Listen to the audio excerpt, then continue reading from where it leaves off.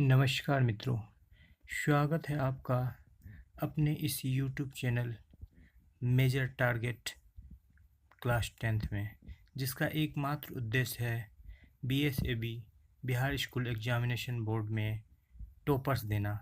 हर वर्ष की भांति इस वर्ष भी हम प्रयासरत हैं कि फिर एक बार एक पहले से और अच्छा अंकों के साथ टॉपर दे सकें।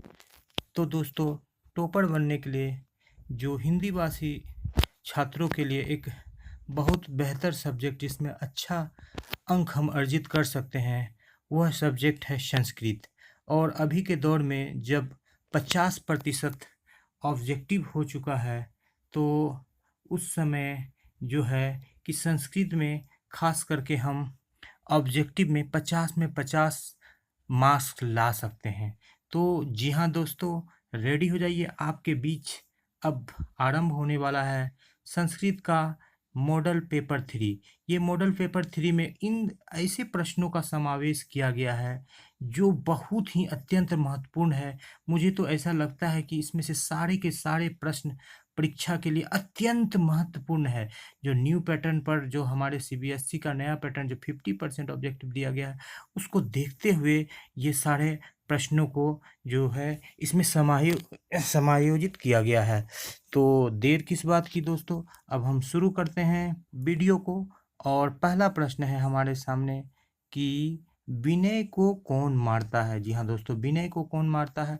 आप यदि कहानी को पढ़ेंगे तो आपको इस प्रश्न का उत्तर मिलेगा। इसमें 4 ऑप्शन सुकृति, अपकृति, आकृति और अनाकृति दिया गया है। तो ये जो तीनों ऑप्शन है ये गलत है दोस्तों।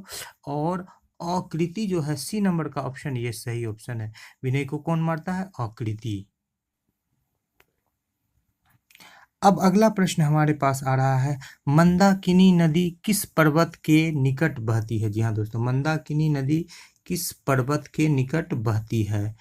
मंदाकिनी आप जानते हैं मलय पर्वत, मंदार अपने मुंगेर में है, और चित्रकूट ये मध्य प्रदेश में। यहीं पर जो है मंदाकिनी नदी इसी पर्वत से निकलती है। एक धार्मिक पर्वत है चित्रकूट, लोग जाते हैं वहाँ पर घूमने के लिए। तो चित्रकूट इसका सही आंसर है। मंदाकिनी नदी किस पर्वत से निकलती है, चित्रकूट पर्वत से निकलती है। अब हम आगे बढ़ते हैं तीसरे प्रश्न की ओर। वनमाला भवालकर किस काल के संस्कृत कवयित्री थी। जी हाँ दोस्तों, वनमाला भवालकर किस काल की संस्कृत कवयित्री थी। जी हाँ दोस्तों, कवि का स्त्रीलिंग कवयित्री होता है। तो आप देख लेते हैं कि इसका आंसर जो है हमारा प्राचीन काल है। ऑप्शन में अति प्राचीन काल, मध्यकाल और वर्तमान काल।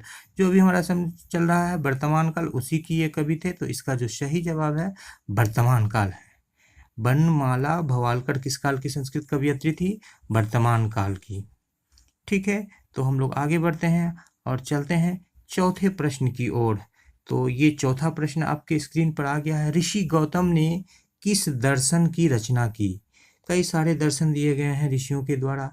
इसमें से सांख्य दर्शन, न्याय दर्शन, योग दर्शन और चंद्र दर्शन। तो आपका जो सटीक और सही आंसर है इसमें से ऋषि गौतम के द्वारा न्याय दर्शन को दिया गया है। जी हाँ दोस्तों, न्याय दर्शन। आगे बढ़ते हैं हम लोग अगले प्रश्न पर। जो पांचवा प्रश्न है ये एक सामान्य सा प्रश्न है, दुख का कारण क्या है।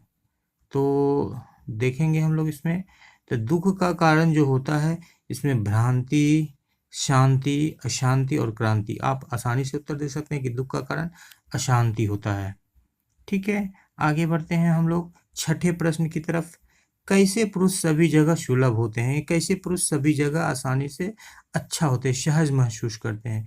छठे नंबर प्रश्न की तरफ जाते हैं। तो इसका आंसर है सत्यवादी, कटुवादी, प्रियवादी और यथार्थी। ये भी एक समान प्रश्न है, अपने विवेक से आप उत्तर दे सकते हैं कि सत्यवादी जो सत्य बोलते हैं वो ऐसे पुरुष क्या होते हैं, सभी जगह सुलभ होते हैं, सभी जगह उनको अच्छा से मान मर्यादा मिलता है। तो अगले प्रश्न की तरफ हम लोग चलते हैं। तो अगला प्रश्न है, देव रूपी शास्त्र क्या होता है। जी हाँ दोस्तों, देव रूपी शास्त्र क्या होता है, यानी कि जो देवता रूपी हो। अनित्य शास्त्र, नित्य शास्त्र, कृत्य शास्त्र और भृत्य शास्त्र। तो इसमें से जो नृत्य शास्त्र है, नित्य शास्त्र, वो इसका सटीक आंसर है। नित्य शास्त्र देव रूपी शास्त्र होता है। आगे हम लोग पढ़ते हैं छठे प्रश्न, सातवें प्रश्न से आठवें प्रश्न की ओर। 8वां प्रश्न हमारा है पाटलिपुत्र पटना के नाम से कब प्रसिद्ध हुआ। जी हाँ, ये इतिहास में भी इस तरह के हमारे प्रश्न मिलते हैं। पाटलिपुत्र पटना के नाम से कब प्रसिद्ध हुआ। तो इसका आंसर है मुगल वंश काल में, गुप्त वंश काल में, मध्यकाल में, अंग्रेजों के शासनकाल। जी हाँ, मुगल वंश काल में, गुप्त वंश काल में और मध्यकाल में और अंग्रेजों के शासनकाल। इसका सटीक आंसर है मध्यकाल में। इसका सटीक और सही आंसर क्या है, मध्यकाल में। अगला प्रश्न की ओर हम लोग बढ़ते हैं। बीरेश्वर कौन था। 9वें नंबर का प्रश्न है, बीरेश्वर कौन था। बीरेश्वर मिथिला के राजा, मिथिला के मंत्री, मिथिला के राजकुमार, मिथिला के संतरी। तो यदि आपने कहानी पढ़ा होगा तो आपको पता ही होगा, इसका आंसर है मिथिला के मंत्री। बीरेश्वर कौन थे, मिथिला के मंत्री थे। जी हाँ दोस्तों, तो अब हम लोग चलते हैं अपने 10वें प्रश्न पर। पहला पेज समाप्त हो चुका है। 10वां प्रश्न हम लेते हैं, अलससाला में आग क्यों लगाई गई। अलससाला में आग क्यों लगाई गई। आलसियों को भगाने के लिए, आलसियों की परीक्षा के लिए, अलससाला की संपत्ति को हड़पने के लिए, इनमें से किसी के लिए नहीं। तो इसका सटीक आंसर है आलसियों की परीक्षा के लिए। अलससाला में आग क्यों लगाई गई, आलसियों की परीक्षा के लिए। 11वें नंबर के प्रश्न पर हम लोग चलते हैं। याज्ञवल्क्य ने आत्म तत्व की शिक्षा किसको दी थी। जी हाँ दोस्तों, याज्ञवल्क्य ने आत्म तत्व की शिक्षा किसको दी थी। मैत्रेयी को, गार्गी को, शुलभा को और राजभद्रांबा को। तो इसका सटीक आंसर है आंसर नंबर ए, मैत्रेयी को। शर शुक्ला सरस्वती किसने कहा है। शर शुक्ला सरस्वती किसने कहा है। 12वें नंबर का प्रश्न है। इसका ऑप्शन हम लोग देखते हैं, याज्ञवल्क्य ने, वानभट्ट ने, जनक ने और दंडी ने। तो ये 12 नंबर का जो सटीक आंसर है वो दंडी ने। शर शुक्ला सरस्वती किसने कहा है, दंडी ने कहा है। जी हाँ दोस्तों, अब हम लोग चलते हैं 13वें प्रश्न पर। गंगा देवी का समय क्या है। गंगा देवी का समय क्या है। जी हाँ दोस्तों, गंगा देवी का समय क्या है। तो 13वें नंबर प्रश्न पर है। इसका आंसर है 14वीं सदी, 8वीं सदी, सी नंबर में 9वीं सदी और डी नंबर में 12वीं सदी। तो इसका सटीक आंसर है 14वीं सदी। 14वीं सदी, ए नंबर ऑप्शन। गंगा देवी का समय क्या, 14वीं सदी। आगे हम लोग बढ़ते हैं 14वें नंबर प्रश्न पर। आधुनिक काल की संस्कृत कवयित्री कौन है। बहुत ही महत्वपूर्ण प्रश्न है दोस्तों। आधुनिक काल की संस्कृत कवयित्री कौन है। तो इसका हमारा ऑप्शन ए, त्रियुम्बला, विजयांका, शुलभा और पंडित यक्षमा राव। तो पंडित क्षमा राव जो है हमारे आधुनिक काल के संस्कृत कवयित्री हैं। और ये हमारा डी नंबर का ऑप्शन सही जाता है इसमें। फिर आगे हम लोग बढ़ते हैं 15वें नंबर के प्रश्न पर। किसके गीत देवता भी गाते हैं। बहुत महत्वपूर्ण प्रश्न है दोस्तों, किसके गीत देवता भी गाते हैं। भारतवर्ष के, ए नंबर ऑप्शन, स्वीडन के, बांग्लादेश के, पाकिस्तान के। तो जी हाँ दोस्तों, आप लोग पहले ही ऑप्शन पर मैं टिक कर रहा था, भारतवर्ष के। इसका आंसर क्या होगा दोस्तों, भारतवर्ष के। भारतवर्ष के गीत को कौन गाते हैं, देवता भी गाते हैं। प्राचीन संस्कृति की पहचान किससे होती है। प्राचीन संस्कृति की पहचान किससे होती है। धर्मों से, संस्कारों से, कर्मों से और धन से। 16वें नंबर का प्रश्न देते हैं। इसका बी नंबर ऑप्शन जो है सटीक है, संस्कारों से। जी हाँ दोस्तों, हम 17वें प्रश्न पर चलते हैं। सीमंतोन्नयन किस प्रकार का संस्कार है। जी हाँ दोस्तों, सीमंतोन्नयन किस प्रकार का संस्कार है। जन्मपूर्व संस्कार, ए नंबर, शैशव संस्कार, शैक्षणिक संस्कार, इनमें से कोई नहीं। तो इसका जो सटीक आंसर है ए नंबर है, जन्मपूर्व संस्कार। 18वें प्रश्न पर हम लोग चलते हैं। आधुनिक संस्कृत लेखिकासु का प्रसिद्धा, यानी कि आधुनिक संस्कृत के लेखक के रूप में कौन प्रसिद्ध हैं। एक बार हमारा यही प्रश्न जो है पहले भी आ चुका है, जो कि हिंदी में लिखा हुआ था, यहाँ पर संस्कृत में दिया है। आधुनिक संस्कृत तस्य लेखकासु का प्रसिद्धा। तो इसका ए नंबर ऑप्शन, क्षमा राव, मिथिलेश कुमार मिश्र, शांति देवी और गंगा देवी। तो इसमें क्षमा राव जो है इसका सटीक आंसर है 18वें नंबर प्रश्न का। अब हम लोग अगले पृष्ठ पर चलते हैं और 19 नंबर का प्रश्न लेते हैं। तो 19 नंबर का प्रश्न, ब्राह्मीहिर द्वारा रचित कौन सा ग्रंथ है। ब्राह्मीहिर बहुत ही महत्वपूर्ण है और इस प्रश्न को हम लोग लेते हैं। तो इसका आंसर देखते हैं, आचार संहिता, विचार संहिता, बृहत संहिता, मंत्र संहिता। बहुत ही महत्वपूर्ण है ये, इसका सी नंबर ऑप्शन बृहत संहिता ब्राह्मण द्वारा रचित प्राचीन ग्रंथ है बृहत संहिता। जिस काल में जैसे महाभारत वगैरह सब रचा गया था, उसी काल में बृहत संहिता की भी रचना की गई थी। जी हाँ दोस्तों, अगले प्रश्न पर हम लोग जाते हैं। अलस कथा अंतर्गत मिथिला में कौन मंत्री थे? जी हाँ दोस्तों, अलस कथा अंतर्गत मिथिला में कौन मंत्री थे? तपेश्वर, भुवनेश्वर, बीरेश्वर और महेश्वर। अभी तुरंत आपका ये वाला प्रश्न आया था। A number Tapeshwar, B Bhuvneshwar, B Vireshwar, A Maheshwar. तो सी नंबर का ऑप्शन जो है वीरेश्वर सटीक आंसर। आप देख लेते हैं एक ही सेट में एक प्रश्न अलग अलग ढंग से दो दो बार आते हैं, उससे काफी महत्व उस प्रश्न का बढ़ जाता है, वो वीवीआई की श्रेणी में चला जाता है। ठीक है दोस्तों, 21 नंबर का प्रश्न, सरस्वती का कुलगिरी कौन सा महानगर था? सरस्वती का कुलगिरी कौन सा महानगर था? Option A Bhagalpur, option B Nalanda, option C Pataliputra, option D Darbhanga.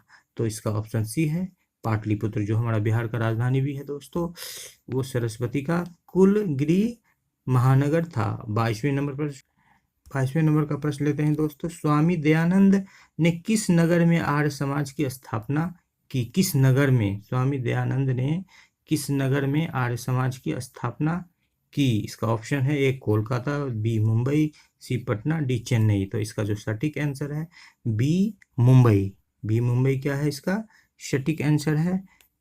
यहाँ पर स्वामी दयानंद ने आर्य समाज की स्थापना की। इतिहास के लिए भी महत्वपूर्ण है। विजयांका का काल किस शतक में माना जाता है? जी हाँ दोस्तों, विजयांका का काल किस शतक में माना जाता है? 23वें नंबर का प्रश्न, विजयांका का काल किस शतक में? पंचम, सप्तम, नवम और अष्टम। तो इसमें से जो सटीक आंसर है अष्टम। 24 नंबर का प्रश्न पर आते हैं। एक देश दूसरे देश को क्या देखकर जलता है? एक देश दूसरे देश के क्या देखकर जलता है? अपकर्ष, उत्कर्ष, आकर्ष और परापकर्ष। तो इसका सटीक आंसर है दोस्तों परापकर्ष। 25वें नंबर पर के सवाल पर आते हैं हम लोग दोस्तों। याज्ञवल्क्य ने अपनी पत्नी मैत्री को किसकी शिक्षा देते हैं? तो भारतीय संस्कार, न्याय योग, आत्मतत्व और सांख्य। तो जो 25 नंबर का जो सटीक आंसर है दोस्तों न्याय योग। याज्ञवल्क्य अपनी पत्नी मैत्री को न्याय योग की शिक्षा देते हैं। 26वें नंबर का प्रश्न लेते हैं। पटना नगर पालिका देवी कौन है? शीतला देवी, काली, पटन देवी और गौरी। ये आप लोग जानते ही होंगे दोस्तों, पटन देवी पटना की नगर की पालिका देवी है। जी हाँ दोस्तों, अलस कथा के रचयिता कौन है? काफी महत्वपूर्ण सवाल है। 27वें नंबर पर कालिदास विद्यापति, विष्णु शर्मा और नारायण पंडित। तो विद्यापति हमारे मिथिलांचल के कवि जो हैं अलस कथा के रचयिता हैं। और हम लोग आगे बढ़ते हैं। अलस साला में आग लगने पर कितने लोग नहीं भागे? अलस साला में आग लगने पर कितने लोग नहीं भागे? कहानी में आप लोगों ने पढ़ा ही होगा दोस्तों, 3, 5, 4 और 6। तो सी नंबर का जो 4 ऑप्शन है इसका सटीक जवाब है। तो 29वें नंबर, संसार में बच्चों का सच्चा रक्षक कौन है? तो बच्चों का सच्चा रक्षक माता, पिता, भाई और बहन। तो 29वें नंबर का सवाल में हम लोग जानते हैं कि जो माता होती है बच्चों के लिए सबसे प्यारी होती है, तो इसका माता आंसर होगा। अब हम लोग चलते हैं 30वें नंबर सवाल पर। ऋग्वेद में कितनी मंत्र दर्शनवती ऋषिकाओं का उल्लेख है? जी हाँ दोस्तों, ऋग्वेद में कितनी मंत्र दर्शनवती ऋषिकाओं का उल्लेख है? पंच अर्थी 5, चतुर्विंशति यानी 24, विंशति यानी 20, चतुवारिशति यानी कि चतुवारिशति। तो इसका सटीक आंसर हम लोग देते हैं कि इसका जो सटीक आंसर है बी नंबर का आंसर है चतुर्विंशति, मतलब 24। 20 और 4 24, उसी को संस्कृत में क्या कहते हैं हम लोग? चतुर्विंशति। उसको हम लोग क्या कहते हैं? चतुर्विंशति। 31 नंबर का लेते हैं। याज्ञवल्क्य की पत्नी कौन थी? याज्ञवल्क्य की पत्नी कौन थी? एक बार फिर ये सवाल आ गया है 31वें नंबर पर। तो मैत्री, एक सुलभा, देवमारिका और राम भद्रांबा। तो इसका सही सटीक जवाब है नंबर ए मैत्री। काफी महत्वपूर्ण सवाल है। आगे हम लोग चलते हैं 32 नंबर सवाल पर। महाभारत में किस लेखिका का उल्लेख मिलता है? महाभारत में किस लेखिका का उल्लेख? गार्गी का, मैत्रेयी का, शुल्बा का और यमी का। 32वें नंबर सवाल पर हम लोग देखते हैं तो इसका सी नंबर शुल्बा सटीक आंसर है। 33 नंबर सवाल पर वर्तमान काल की संस्कृत लेखिका कौन है? वर्तमान काल की शैक्षिक लेखिका कौन है? गंगा देवी, शुल्बा, मिथिलेश कुमार मिश्र और विजयांका। 33वें नंबर के सवाल पर हम लोग देखते हैं कि इसका जो सटीक जवाब है सी है, मिथिलेश कुमारी मिश्र। बहुत ही महत्वपूर्ण प्रश्न है। आगे हम लोग बढ़ते हैं 34वें नंबर के सवाल पर। भारत महिमा पाठ का द्वितीय श्लोक किस पुराण से संकलित है? भारत महिमा पाठ का जो ये है किससे संकलित है? ठीक है दोस्तों, तो पहला प्रश्न है विष्णु पुराण से, भागवत पुराण से, पद्म पुराण से और वायु पुराण से। एक सवाल यहाँ पर आप जान सकते हैं कि कुल पुराणों की संख्या कितनी है? 18। तो इसमें से सटीक जवाब है बी, भागवत पुराण। और यहाँ पर जन्म पूर्ण संस्कार कितने होते हैं? यहाँ पर देखना है दोस्तों कि जन्म पूर्ण संस्कार कितने होते हैं। जन्म के पहले के संस्कार कुल कितने संस्कार होते हैं, इस चीज को हम लोग देखते हैं। तो इसका आंसर है षट, पंच, एक और त्रिय। षट मतलब षट 6, पंच 5, एक या त्रिय 3। तो इसका सटीक जवाब है त्रिय, यानी कि 3 संस्कार। तो हम लोग अगला प्रश्न पर चलते हैं दोस्तों कि वनवास प्रसंग में राम सीता लक्ष्मण के साथ कहाँ पहुंचे थे? जी हाँ दोस्तों, फिर वही आ गया है विचित्रकूट, स्वर्णकूट, चित्रकूट और पर्णकूट। तो वनवास के दौरान आप लोगों को पता ही होगा, रामायण को देखे होंगे तो राम और सीता लक्ष्मण के साथ कहाँ पहुंचे थे? चित्रकूट पर्वत पर पहुंचे थे। इसीलिए वहां पर मूर्ति जो आज भी फेमस है, वहां का मंदिर पहाड़ों के बीच बसा हुआ है। नर्क के द्वार कितने प्रकार के हैं जिनसे व्यक्ति का नाश होता है? 37 नंबर का प्रश्न हम लोग देखते हैं। नर्क के द्वार कितने प्रकार के हैं जिससे व्यक्ति का नाश होता है? 4 प्रकार के, 5 प्रकार के, ऑप्शन सी में 3 प्रकार के और ऑप्शन डी में 7 प्रकार के। तो जी हाँ दोस्तों, 37 नंबर सवाल का जवाब है 3 प्रकार के। 38 नंबर सवाल को लेते हैं। आधुनिक काल की संस्कृत लेखिकाओं में कौन अतीव प्रसिद्ध है? सबसे ज्यादा प्रसिद्ध कौन लेखिका है आधुनिक काल में? विभा राव, आभा राव, क्षमा राव और रमा राव। तो 38 नंबर का हम लोग लेते हैं क्षमा राव, इसका सटीक आंसर है। 39 नंबर प्रश्न पर आते हैं। वस्तुतः इस समय संसार किस महासागर के कुल मध्य स्थित दिख रहा है? जी हाँ दोस्तों, इसके आंसर लेते हैं। ए में प्रशांत महासागर, बी में हिंद महासागर, अशांति महासागर और अटलांटिक महासागर। तो 39 नंबर का जो सवाल है इसमें अशांति महासागर, जो कि एक पौराणिक है, इस नाम का कोई महासागर नहीं है, लेकिन ये आध्यात्म पर आधारित प्रश्न है कि अशांति रूपी महासागर जो कलह सारे संसार में फैल रहा है, उसी में अभी जो है इस समय संसार पूरा डूब रहा है, पूरा बिखरा पड़ा है। 40 नंबर पर आते हैं। परपीड़न किस लिए होता है? परपीड़न किस लिए होता है? पुण्य के लिए, ए, बी पाप के लिए, सी नाश के लिए और डी धर्म के लिए। तो परपीड़न जो होता है पाप के लिए होता है दोस्तों। तो अगला प्रश्न पर हम लोग चलते हैं। ऋषियादि प्रणीत को क्या कहते हैं? ऋषियादि प्रणीत को क्या कहते हैं? 41 नंबर का कृतक, भृतक, मृतक और कृतक और हर्त्यक। तो इसका सटीक जवाब है कृतक। आगे हम लोग बढ़ते हैं 42वें नंबर के सवाल पर। मीमांसा दर्शन के रचनाकार कौन है? इंपॉर्टेंट प्रश्न है। जैमिनी, पाणिनि और पराशर और सुश्रुत। आप लोग जान जाएंगे दोस्तों कि ये पाणिनि जो है इसे संस्कृत व्याकरण का जन्मदाता भी कहा जाता है, फादर ऑफ संस्कृत ग्रामर। तो इस मीमांसा दर्शन के रचनाकार कौन है? हमारा जो ये ऑप्शन है ए में जैमिनी, ये इसका क्या है? सटीक ऑप्शन है। इस पर हम लोग टिक करेंगे। प्राचीन काल में शिष्यों को क्या कहा जाता था?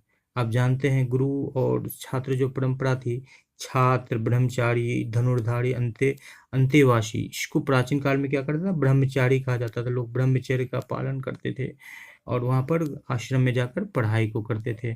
44वें नंबर पर हम लोग आते हैं। नीति श्लोक पाठ किस ग्रंथ से संकलित है? नीति श्लोक पाठ किस ग्रंथ से संकलित है?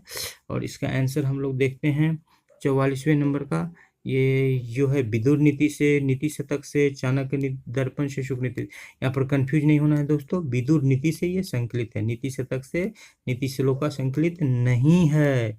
ये सही जवाब नहीं है, सही जवाब क्या है, विदुर नीति से, नीति श्लोका संकलित है। जी हाँ दोस्तों, अब हम लोग आगे बढ़ते हैं 45वें सवाल पर। स्वामी दयानंद के बचपन का नाम क्या था? ए शंकर, शिव शंकर, मूल शंकर और उमा शंकर। जी हाँ दोस्तों, सी इसका सटीक जवाब है, मूल शंकर। 46वें नंबर सवाल पर पढ़ते हैं, मंदाकिनी वर्णनम किस पाठ से के कवि कौन है? मंदाकिनी जो का वर्णन किया गया है वो उसके कवि कौन है? ए तुलसीदास, बी व्यास, सी वाल्मीकि और डी कालिदास। तो इसका सटीक जवाब है सी वाल्मीकि। और आप लोग जानते हैं कि रामायण के रचनाकार कौन है दोस्तों? वाल्मीकि जी ही हैं। 47 नंबर, व्याघ्र पथिकस्य कथा पाठ के रचयिता कौन है? विष्णु शर्मा, नारायण पंडित, दांडी और बाण भट्ट। तो इसमें से जो बी नंबर का आंसर है नारायण पंडित, वो सटीक आंसर है, जिसमें कि बाघ एक एक सोने का कंगन को लेकर के फंसाता है, तो नारायण पंडित है। और दान हम लोग को लालच में नहीं पड़ना चाहिए। तो ये कर्णस्य दान वीरता, 48वें नंबर का प्रश्न हम लोग देखते हैं दोस्तों। अंतिम प्रश्न है, कर्णस्य दान वीरता पाठ किस ग्रंथ से संकलित है? कर्णभार से, वासवदंता से, प्रतिमा नाटक से और मृच्छ कटिक से। तो इसका जो ए नंबर का आंसर है कर्णभार से, ये सटीक आंसर है। कर्ण आप जानते थे कि सबसे ज्यादा दानवीर थे, कौन थे? वो कर्ण थे। महाभारत के एक महत्वपूर्ण पात्र है दोस्तों। इस तरह से ये आपका एक महत्वपूर्ण जो मॉडल सेट है संस्कृत का समाप्त होता है दोस्तों। फिर एक बार अलग सब्जेक्ट के मॉडल सेट के साथ हम हाजिर होंगे। और आपके लिए जो है गृह कार्य हेतु एक सवाल यहाँ पर दिया जा रहा है कि जीवन का श्रेष्ठ लक्ष्य कौन है? इसे आप कमेंट करके बताएंगे। शांति, विश्व कल्याण, सद्भावना या ये सभी। डी नंबर में सभी ऑप्शन है। तो वीडियो यदि अच्छा लगा है तो इसको लाइक करेंगे, शेयर करेंगे, चैनल को सब्सक्राइब करेंगे। और कोई भी यदि आपके पास किसी भी तरह की कोई सुझाव हो, सलाह हो, तो वो हमारे लिए सर आंखों पर। आप हम हमेशा सुधार के लिए प्रयासरत रहेंगे, क्योंकि हमारा एकमात्र लक्ष्य है बिहार में टॉपर देना। मेजर टारगेट का एकमात्र लक्ष्य है बिहार में हर वर्ष की तरह इस वर्ष भी टॉपर देना। धन्यवाद दोस्तों।